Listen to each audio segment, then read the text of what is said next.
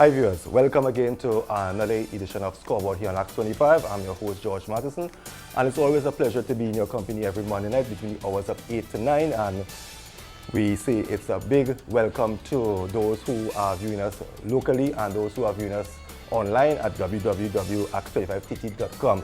And tonight it's with great pleasure to bring to the studios of Act 25 one of Trinidad and Tobago former great footballers, a man who have played football abroad and who has represented Trinidad at the top level in football and once held the record scoring goals from 1974 to 2005 before it was erased. And it's none other than Mr. Steve David, and it's a pleasure to have you here with us tonight. Pleasure, George.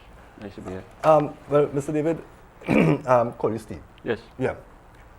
As I said in the opening, a lot of our youngsters, you know, they don't know about our former footballers. They don't know who is Warren Archibald, Leroy DeLeon, Steve David, because our heroes from the past in all sports, not just football alone, tend to be forgotten once you hang your boots up.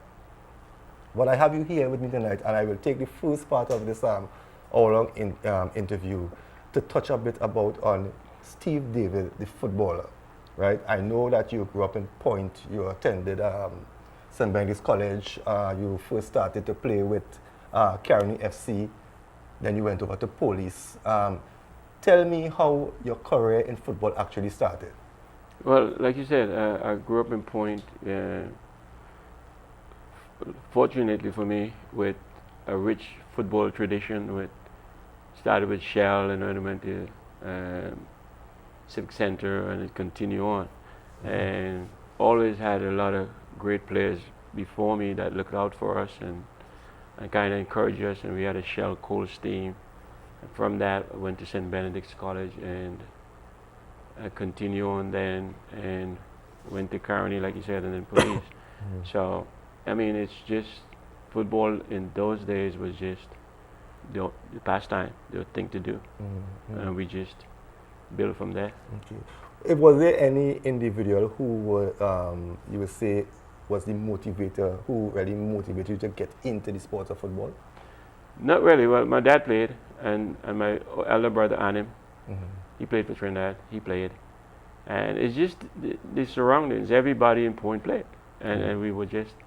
It was a community that played a lot of football all day, all night, and well, not night because we didn't have lights in those days, but all day, and we did what you had to do.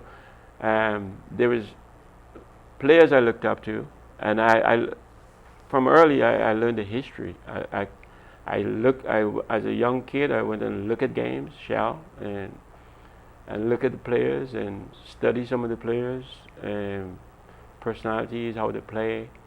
Go back and practice it. You know, have all the heroes that young kids do. You have a hero, and you try to build on that. And I'm no different.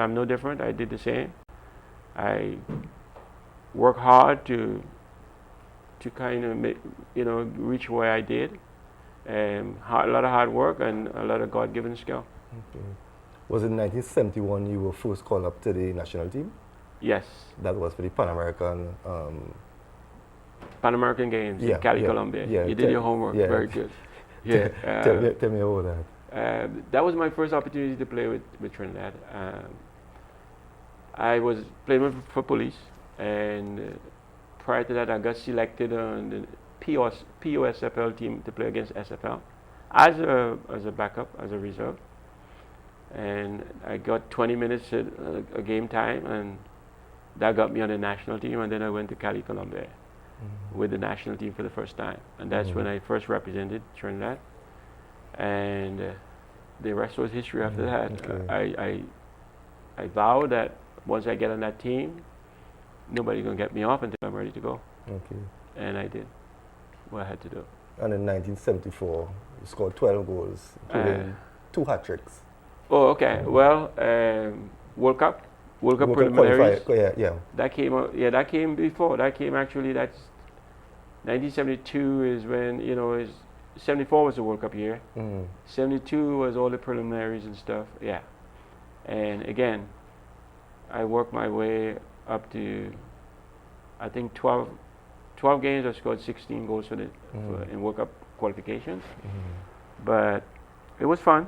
1974 World Cup, we didn't make it, but we got close in '73. When we went to Haiti, we should have been there, but we, again, That's when you all were robbed. Yeah, okay. scored 5 goals in one game and disallowed 4. And that would have sent us through. Okay.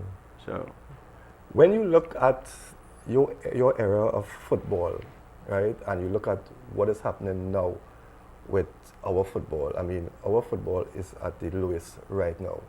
I mean, there are so many things that is happening, right, on and off the field. How does that make you feel now as a person who has played football for Trinidad, and we were always rising, and now we seem the football just keep on declining? yeah, there's a lot of people and a lot of systems and a lot of infrastructure, all the different things that would go to blame for that, not one person. When I played, I knew I got football to a certain level, and I knew I had to take it a little further. And I think that's what most of the guys now should really think, and not think about the money, and more for the love of the game and where you want to take it. Because I know when we left the game, we had took it a level beyond what we got it, and that's how progression should be. First, the guys today should really, like you said, they don't know the past players. You got to study the history, back and work with the history and come up and know the history of the game, and then learn the game. A lot of the things I see administratively is wrong, and I feel like we like the laughing stock of the world now in football because of where we at and what has happened with our 2006 team and the administration and the suing and that, and now our football is at the bottom of the barrel. To rebuild that, I think, and I always said, we need to start from scratch. We need to break the whole structure down and start to rebuild. If we try to just patch things and put people in places and just patch the holes, it's not going to work, because too many overlaps, and some people don't like others, and some people can't work with others. I think it should be a whole new structure with people who want to work together and people who want to do this and make it happen. And unless we do that, it's not going to work. We're going to be struggling to get back to where we were.